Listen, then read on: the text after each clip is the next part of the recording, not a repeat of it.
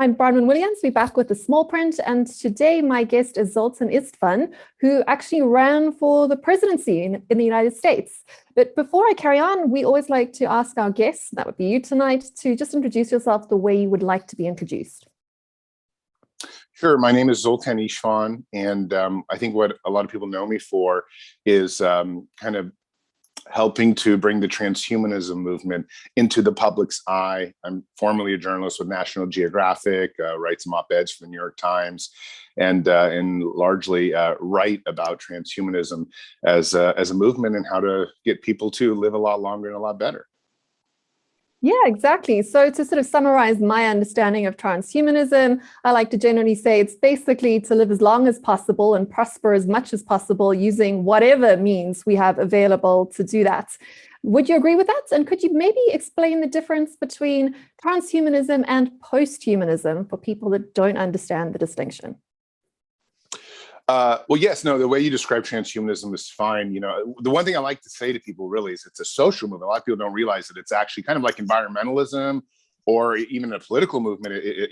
It's just a social movement of millions of people around the world that are trying to use technology to dramatically improve their lives. And I don't mean like just the use of the iPhone or something. I mean like robotic limbs, jetpacks, flying cars, these kinds of things that really can change society, or maybe even mind uploading. But I'd say, regarding transhumanism and posthumanism, it's funny that that topic's been in the news a lot, like the difference. Honestly, first off, the difference is really subjective. It's really, and I got to say that, in my opinion, as someone who follows the news and writes a lot of the news and stuff, whatnot, as a journalist, I don't think society has really came to a concrete conclusion of the difference between transhumanism and posthumanism. Most people would say that posthumanism is something that happens after humanity in itself has been lost, whereas transhumanism is really trying to implement technologies today. And I would say posthumanism is more artificial intelligence when we're not really flesh anymore. But again, that's just my opinion. Whereas transhumanism is today, we're trying nootropic brain drugs. I have a chip implant in my hand. I mean, things like that are already occurring and certainly will be occurring more in the next 10, 20 years. Yeah, it can sound very, very futuristic, but let's be honest, we've been augmenting our bodies for an awfully long time. I mean, you got sort of really medieval dentistry that was going on. We have all sorts of devices that we implant into our bodies, and we use all sorts of prosthetics, everything from prosthetic limbs to glasses or to hearing aids. It doesn't have to be scary. It can just be about self-actualization or about correcting some of the things that have gone wrong with us biologically due to accident or injury or accidents of birth. So I don't think that we should be scared of this. And that is, of course, the thing with transhumanism, is that it is fundamentally progressive and optimistic about the future and technology. I don't think it's possible to be a pessimistic transhuman, or would you disagree with that? No, I fully agree. I mean, I often tell people it's the most optimistic philosophy out there. And it's also, what people don't really realize is the number one goal of transhumanism is to try to overcome death with science and technology. So it happens to be also the most humanitarian movement out there that I know of, because we're not just interested in making you live better or longer. We're interested in literally taking away the most fundamental issue that humanity has, which is people dying. And I think when you talk to a lot of transhumanists, you realize that they're sort of life extensionists underneath this umbrella of science and technology. They just want to live as long as possible using science and technology to do that. Okay, so let me interrogate that a little bit, because I think that there's a question that I have not fully resolved for myself when it comes to the mission of transhumanism. Would you say that the transhumanist mission is fundamentally individual or collective? Is the ultimate goal in order for the individual to live as long and prosperous as possible, or is the ultimate goal for the greater good, to extend the immortality or immortality of the human or post-human or transhuman project at large? Because I think for a lot of people listening to the show who grapple with political ideas, there's always that tension between the individual and the group. And on what side of that sort of divide does transhumanism tend to land? Or is there a way to bridge that divide? Well, obviously, there's a good way to bridge the divide. But I got to say, I come across as a pretty hardcore individualist almost always. And because I subscribe to many libertarian philosophies, many individualistic ideas. That's just how I've been my whole life and how I've run my political campaigns. That said, I want to point out that the vast majority of the movement itself seems to be more collective. And there's actually a lot of angst in the community that one of their kind of more visible people is such an individualist. But I believe fundamentally that you really can't move society forward without individuals at the forefront going after their own good and trying to achieve that. Whereas, I think transhumanism as a whole is very good for the collective because it's actually raising everyone's standard of living. But I do want to say, when I began my career in transhumanism maybe 7-8 years ago, I wrote the novel The Transhumanist Wager. And the Transhumanist Wager, this book, just for your readers to know, it argues that it's not about the individual or the collective, it's actually about the result. And the result is probably going to be sometime in 100 or maybe 50 years or 200 years, some artificial intelligence is going to become far smarter than the human being, maybe in 10 years, and go through the singularity and evolve into what might be like a godlike being. And then transhumanism would not have been for either the individualistic or the collective, but really for the creation of this one entity to become kind of spread itself across the cosmos. And so that's really, when you talk about the philosophy of transhumanism, where's it really going? But in the meantime, we're here stuck on planet Earth with this body of flesh that's, as many transhumanists would say, is terminally ill because we're all dying of aging. We should, pursue it as a movement to help us overcome those aims right now. And I do so in a very individualistic, I think, way. I also tend to skew more towards individualistic than collectivist policy. That is just my nature. I know that I'm in a minority, particularly in the market that I'm in, but I think it's worth putting that out there. So it's nice to hear you say that you can come at this from different ideologies and still kind of end up at the same place, though. So it's always good to try and reach across the divides. We have too many divides in our society right now, as it is.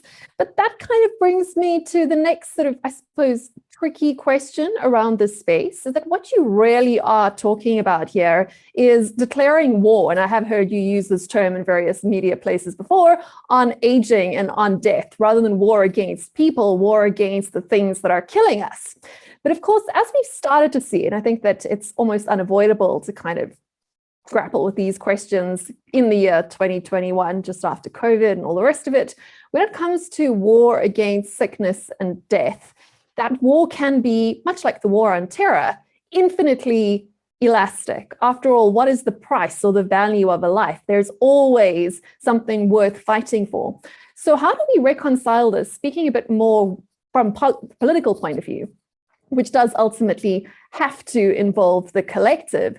How do we reconcile transhumanist ideals with practical policy on the ground and that infinite elasticity of the mission that you really are working towards? What is too much of a sacrifice towards this goal, or is there no sacrifice that should be too great in pursuit thereof? Well, I mean, I would take just on a philosophical basis that there's really no sacrifice too great except for us to somehow enslave ourselves. And I mean true slavery in the terms where we really don't have any freedom, maybe something more like 1984, not sort of this quasi socialism that America is going through right now, maybe other places in the West. Don't get me wrong, I'm not happy with the clampdown on a lot of my freedoms in the last 10, 20 years, especially since 9/11.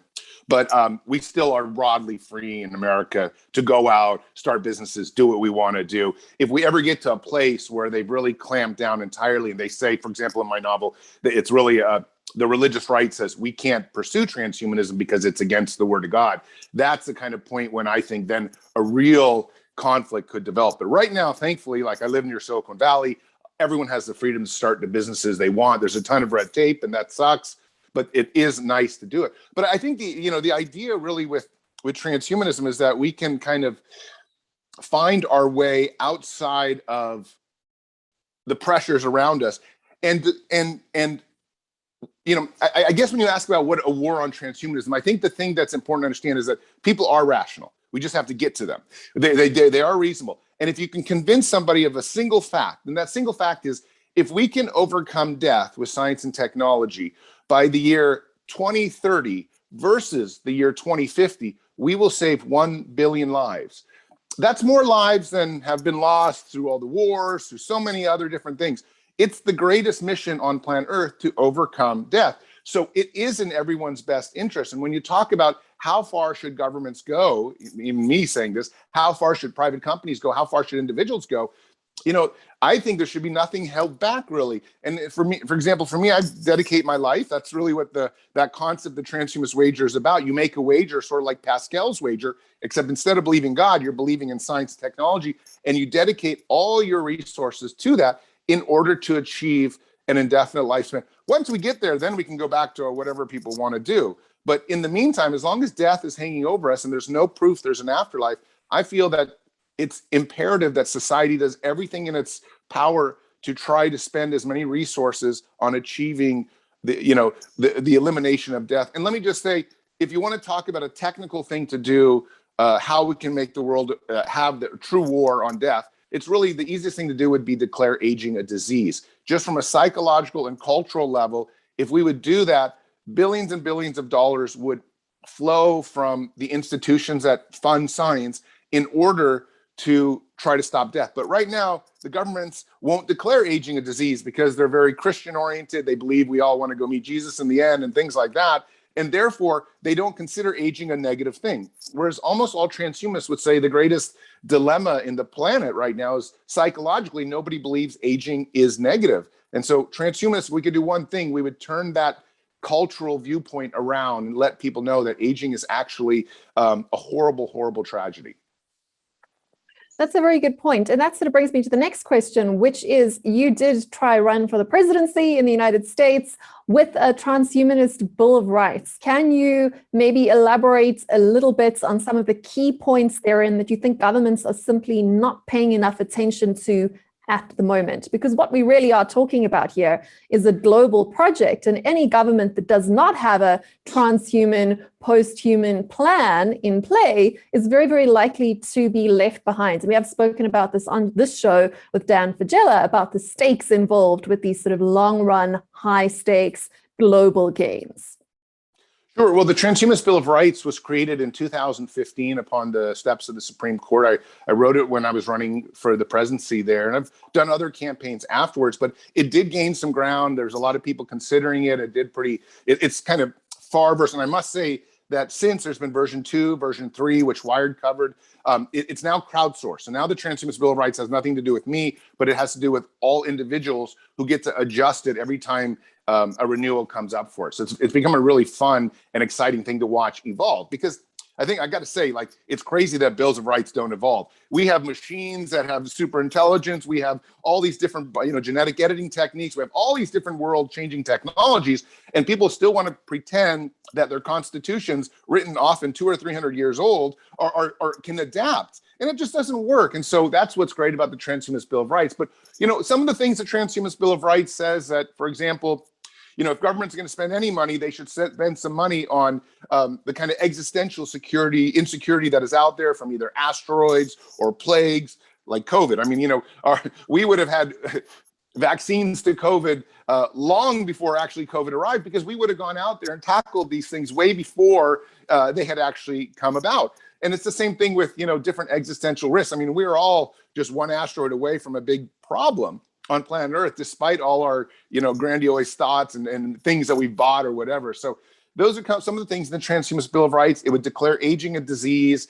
It would make it some morphological freedom, which is a key part of transhumanism, the right to do anything to your body that you want to do, so long as it doesn't hurt anybody else, which is a core tenet of transhumanism. So a lot of these different rights are built into it, but it really sets up the age for cyborg rights, which means at some point there'll be consciousnesses with super intelligence built into them, and there will be some individual civil protections offered to them right off the bat.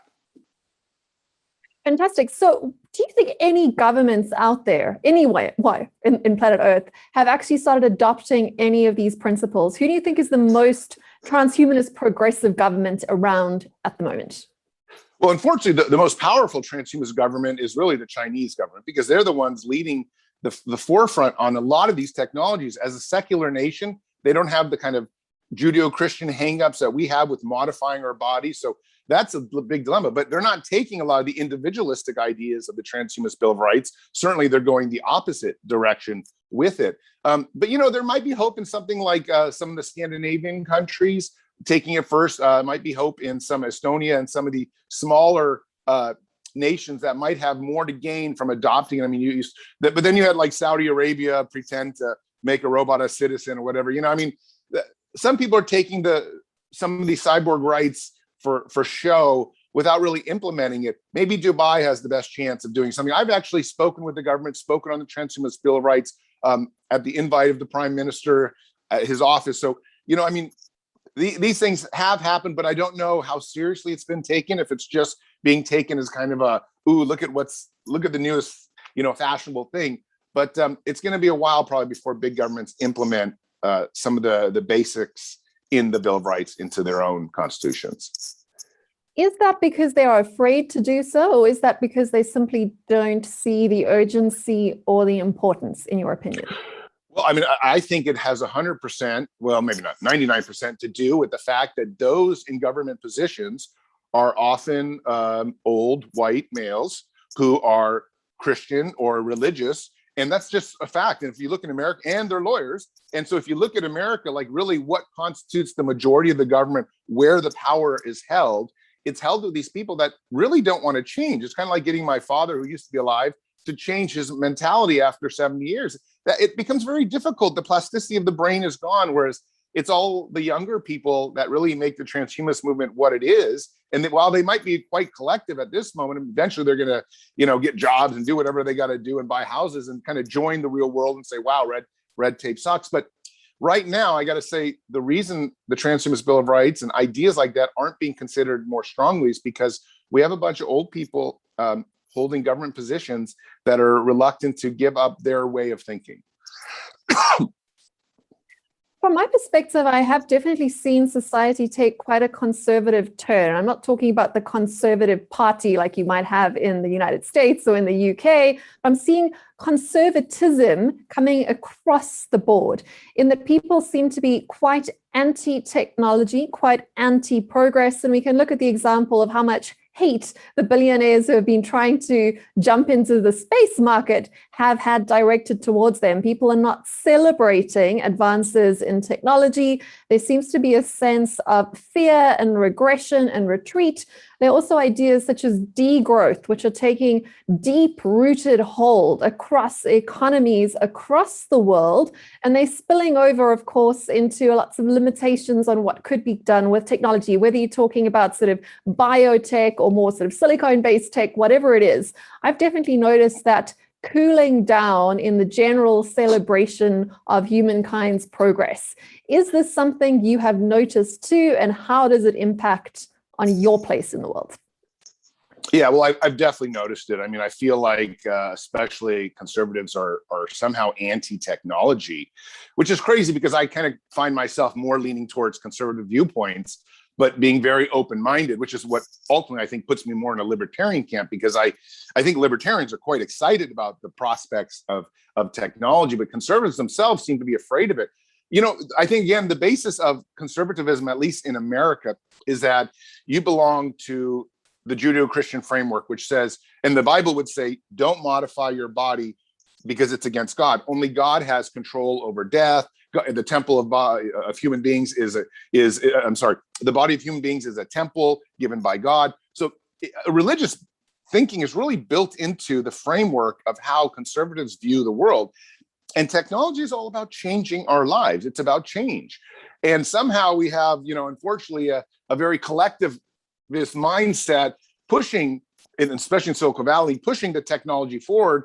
Well, it should be the conservatives who are more money-oriented pushing the technology forward. None of it ever makes sense to me. And I think that's what you're sort of saying. I would say in the last 5-10 years, and I've been a journalist for 30 years now, the media makes less and less sense to me. People make less and less sense to me. I think everyone is halfway crazy half the time. And that's kind of what is happening, is I think we're being challenged because technology, regardless whether we like it or not, is changing. It's getting faster. It's getting better. Our lives are truly being impacted. I mean, when you look at, I think you read probably the other day that Japan came up with a technology for downloading speeds, and you could download all of Netflix's library twice in a second. I mean, the speed of these things is getting so incredible. And I think it's overwhelming for a lot of conservative people. And for some reason, the left has been running with it. as they do in Silicon Valley. But I wish everybody would just champion technology. It seemed like 100 years ago, that's the way it was. Everybody was like, great, let's overcome disease. Let's change the world. But now everyone, a lot of people seem to be crazy, in my opinion. I don't know what's going on, if it's social media that's making people crazy, or if it's the media landscape that's changing that dramatically. But it is ironic, and the contradictions are everywhere these days. Yeah, exactly. I mean, I think that the progressive sides of the global sort of political sphere are also pushing back against technology, but for ethical reasons. Like the tech ethics space is very anti-technology. It's very anti-doing new things. It's erring on the side of cautiousness. And perhaps that's because there has been, over the last sort of 10, 20 years, a big movement towards sort of moving fast and breaking things. And I think a few people have found themselves a little bit battered and bruised in that process. So it seems to be a great phase of sort of caution when it comes to what we could be doing, what we should be doing going forward. And that might be holding us back from where we could be going, according to your view of the world, as to how strange, new, crazy, and exciting the future really could be if we got behind what is possible. And let me say one thing, though. While everyone, I agree with you, the ethicists are like so backwards half the time, whatnot. The good news, and this might not be, it depends on who you are, but the good news is I can tell you that the innovators in Silicon Valley are so much wealthier than they've ever been. I mean, the one thing we can notice from COVID is that technology has dominated its world, and people that really move the world forward with innovation have more money than ever before because of these things. I mean, I even my own self, I've seen my wealth double for not doing anything. And how am I spending it? Well, I'm now spending on wine that involves nootropic drugs. And, I think everybody around the world is spending an enormous more amount of money on innovation. So all the ethicists and all the colleges, universities can say whatever they want to about how we're moving too fast. But as long as the economy is good for those people that want to innovate, that's the direction of the world. That's been the saving grace of all that I can tell you with the last few minutes of conversation, because I can't agree with you more that everywhere I look, the contradictions blow me away. Why would people ever want to stop technologies that can help people, genetic editing that might be able to eradicate cancer forever and things like that? And all these people in the media just love to jump on and how evil it is. But the good news is that the people that actually invent things have more possibility of invention than ever before. And I see this with all the startups in Silicon Valley. They're just moving forward like just crazy speeds. And thankfully that has countered this. They just do it very quietly, more quietly now, because they don't want to, I know a lot of companies in Silicon Valley don't even want to release their items to the press anymore because they're worried about the backlash. But they know that there's money to be made off those innovations. And so thankfully they'll be hitting the market whether the press is bad or not. So, listening to what you're saying, is the whole transhumanist movement stoppable? Can anyone actually stop this train if they choose to do so? Or do you think it is inevitable that humanity is going to evolve beyond natural selection towards more intelligent design and towards some sort of post-human endgame? Oh, I think it's 99% guaranteed that the transhumanist age will come. There may be some conflicts and may be a great war. It may come from religious people that really just want to, the world is still 85% religious. And as long as they believe in an afterlife, they may say that we don't want the life that transhumanists are bringing. But I just think from an economic perspective, we have created a world where if you took out technology or tried to stop it, you would stop the heart of the world. So I think the best way forward is probably, we have all this conflict, we have all this contradiction, and people bash it. But it's like the stock market. The stock market tends to go up and do its best when it's being bashed the most. When everyone's saying, oh, it's too high, it's too high. That's just a historical reality. And maybe the movement of transhumanism will do best when there's most people fighting against it. I do this all the time. One of the reasons my 2016 presidency was so popular was because I traveled through the Christian heartland in America, and that created the most news. I mean, they didn't want to see me talking to liberals in Silicon Valley. Everybody knows transhumanism there. They wanted to see me in the mega churches of Alabama handing out transhumanist pamphlets. That's how my campaign started to spread in a very large way. And I think transhumanism is kind of doing that same thing. We're fighting a wall of worry. It's going to work. I mean, nobody's going to give up overcoming blindness. No one's going to give up, overcoming cancer. It's just a question of trying to do it that fits within people's cultural framework. And like I said, right now, the biggest problem is that people think aging is something that's good, that when your grandparents, your parents die, it's happiness. But we need to change that. We need to get people to realize that, if they don't have to do that, it would be better not to do that. It would be better economically, it'd be better for our emotional, it'd be better for our grandkids and kids and things like that. So it takes a cultural revolution as well as a scientific revolution. And I think transhumanism will win, but there's going to be a lot of conflicts along the way. And what do you think the risks are? Just because we have to cover all sides of this sort of conversation of us reaching some sort of Tower of Babel moment where we actually end up causing an extinction level event for humanity before we reach that next level up.